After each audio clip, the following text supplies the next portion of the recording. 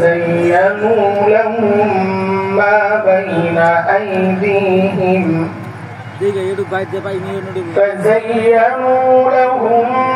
ما بين أيديهم وما خلفهم وحق عليهم القول في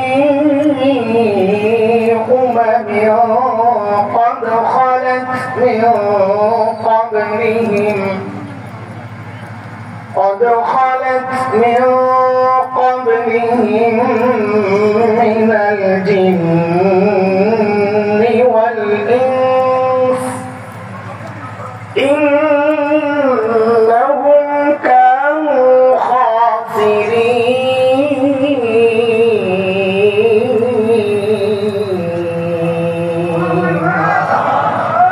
آمنت بالله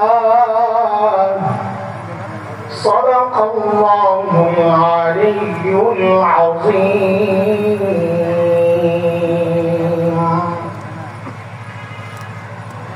ঐতিহ্যবাহী ধারা لا تنفذون إلا بسلطان.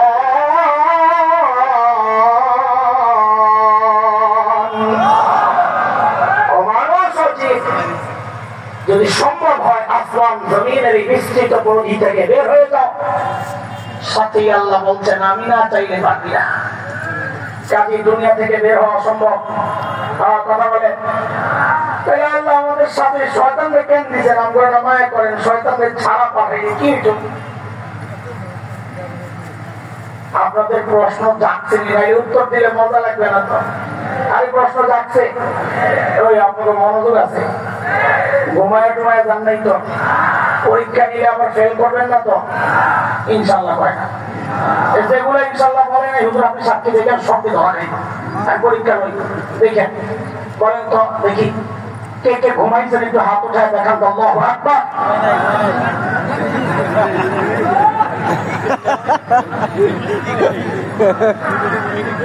ইনশাল্লাহ বলে নেই ধরা নেই বলেন আছেন তো না? হ্যাঁ থাকবেন তো ইনশাল্লাহ? আল্লাহ তুমি কমেন্ট করো। দেখেন এই প্রশ্নের অনেক জবাব আছে, ওলামারা দিয়েছেন। একটু কথাগুলো জটিল গভীর।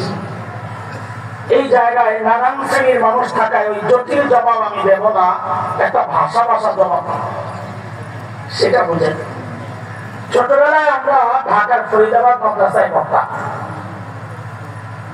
তো ঢাকার পোলা আমাদের একটু খেলাধুলার নেশা আছে।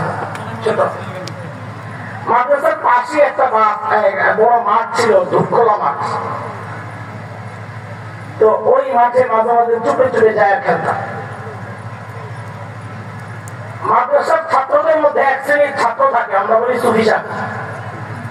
ওরা খেলে না কিন্তু আকাম একটা করে, সেটা হইলো যাইয়া মাঠে খেলা দেখার ভান করে আস্তে আস্তে নাম লিস্টি করে না হুজুরের কাছে জমা দেয় চোখে চোখে।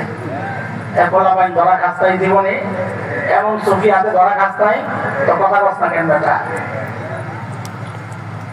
তো মাঝে মধ্যে লিস্ট চলে আসতো অফিসে, প্রস্তাবটা ডাকাইতে ভাই কেনা কেনা খেলতে গেছে ধরে নেয়। মাঝে মাঝে দেখা যেত সুবহানাল্লাহ হাসান জামিলের নাম আছে। ওস্তাদরা খুব মায়া করতেন আমাকে, এখনো করেন আলহামদুলিল্লাহ। এটা মাদ্রাসায় বা শিক্ষকতার পেশায় যারা আছেন তারা বুঝবেন, ভালো ছাত্রদের প্রতি ওস্তাদদের একটা দুর্বলতা থাকে। আমি যেহেতু সবসময় আমার জামাতে ফার্স্ট হইতাম, ওস্তাদরা খুব মায়া করতেন। তো ওস্তাদরা একটা রাস্তা খুঁজতেন আমার সাইড করার জন্য, এটা আমিও বুঝতাম। খুব ধমক দিতেন, হয় কেন শুধু।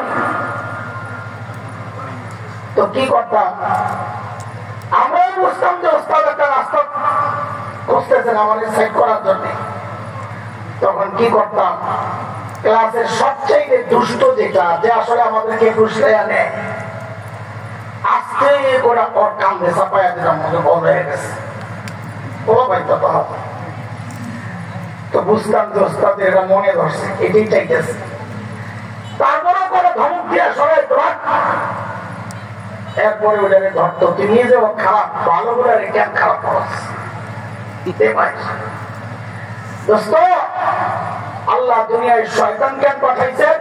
ওইটা পাঠায়ও আমাদের উপর একটা দয়াই করছেন আল্লাহ। কেন? হাসরের মাঠে যখন আল্লাহ জিজ্ঞেস করবেন, আল্লাহ তুই গুনাহ কেন করছস? তো আল্লাহ একটা রাস্তা খোলা রাখছেন, শয়তানের কান্দে তুই চাপায়া দে, আল্লাহ শয়তান আমায় করাইছে। যদি শয়তান না করতো সমস্ত গুনার দায়ভার আমার নিজের কান্দে করত। এখন শয়তানের কান্দে দিয়া বাঁচার একটা রাস্তা আল্লাহ আমাদের জন্য রেখে দিচ্ছেন।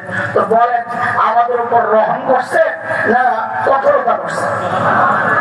শয়তান আসাও একটা রহম বান্দার জন্য। আল্লাহ তাআলা দুনিয়ায় শয়তান পাঠাইয়া আমাদেরকে একা ছেড়ে দেন নাই অসহায় অবস্থায়। তিনটা দয়া করেছেন আমাদের উপর। আমি চাইবো শুরু থেকে শেষ পর্যন্ত মনোযোগ সহ শুনবেন, কারণ আমাকে যারা চেনেন, পরিচিত যারা, পরিচিত আর কি নতুন আর কি হবো, এমনি তো 9 বছর হয়ে গেছে, আর নতুন কি থাকবো আর বুঝি না। এখন বেশি বিয়ে একটা করতে হবে পুরান হইতে হইলে, যদি আরো পুরান হইতে হয় এছাড়া তার কোনো রাস্তা দেখি না। 9 বছর পরে যদি ধরন শেখার লাগে বয়ানে, তো আমার দুঃখ কারে কম। আমি এক লাইনে কথা বলতে থাকবো ইনশাআল্লাহ, একটা টার্গেটকে সামনে রেখে আমার সাথে সাথে চলতে হবে, তাইলে কথা বোঝা যাবে, নাইলে বোঝা যাবে না, এলোমেলো কথা বলতে পারবো। এই জন্য আমি চাই শুরু থেকে আমার সাথে থাকবা, বিশেষ করে উঠতি বয়সী যুবক আলেমরা। সমাজের ফিতনাগুলোকে আমি ধরে ধরে দেখাইতে চাই সমস্যাটা কোথায়। আজকে জমিনের নিচ উপরে আর আসমানের নিচের কথা বলবো, কবরের কথা না, আসমানের উপরের কথাও না।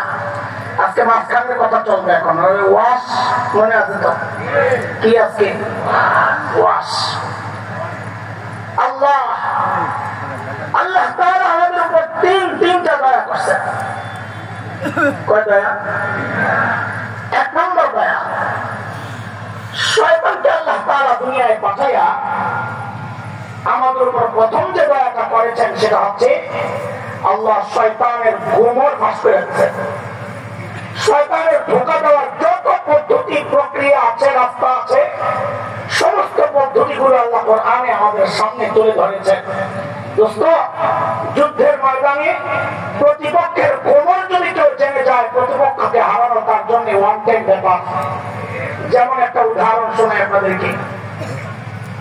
60-এর দশকে আরব এবং ফিলিস্তিনিদের যখন যুদ্ধ বাধে, ওই সময়ের আরব আজকের মতো এমন বিচ্ছিন্ন বিক্ষিপ্ত মুনাফিক মার্কা শাসক ছিল না। ওই সময় ইসরায়েলও এত শক্তিশালী ছিল না। তখন আরবদের ইসরায়েলের কাছে যারা মিশর, সিরিয়া, জর্ডান, ওরা ঐক্যবদ্ধ ছিল। ওই সময় আরবদের একটা সিদ্ধান্ত হয়, হঠাৎ ইসরায়েলের এক উৎসবের দিনে রাতে হামলা করবে। সারাদিন উৎসব করে ওরা ক্লান্ত পরিশ্রান্ত হয়ে যখন শরীরটা এড়িয়ে দিবে বিছানায়, ওই তখন অসতর্ক অবস্থায় ওদের উপর হঠাৎ করে হামলা করবে, এমন একটা সিদ্ধান্ত নেয় মুসলমানরা গোপনে। কিন্তু সমস্যা ছিল কি জানেন? মিশরের প্রেসিডেন্টের বড় জামাই, সে ছিল ইসরায়েলের গোয়েন্দা সংস্থা মোসাদের এজেন্ট। কেউ জানে না। জামাই ঠিক করছে, দেখেন খেয়াল করেন।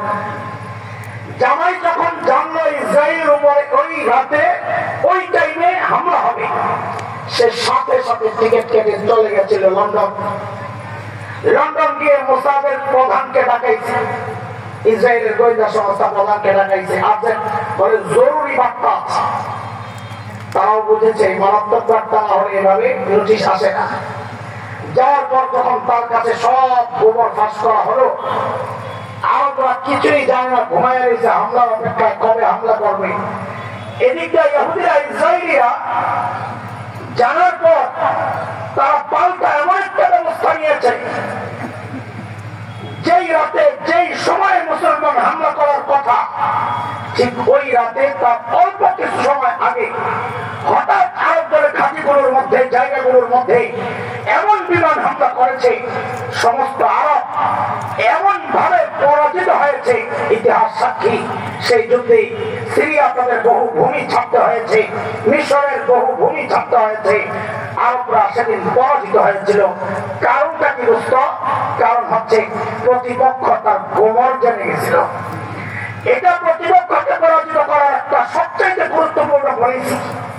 আল্লাহ তাআলা আমাদের উপর সবচেয়ে বড় যে দয়াটা করেছেন সেটা হচ্ছে শয়তানের ধোঁকা, সমস্ত প্রক্রিয়া পদ্ধতি তরিকা আল্লাহ আমাদের সামনে রেখেছেন যেন আমরা শয়তানের ধোঁকায়, শয়তানের জালে ফেসে না যাই।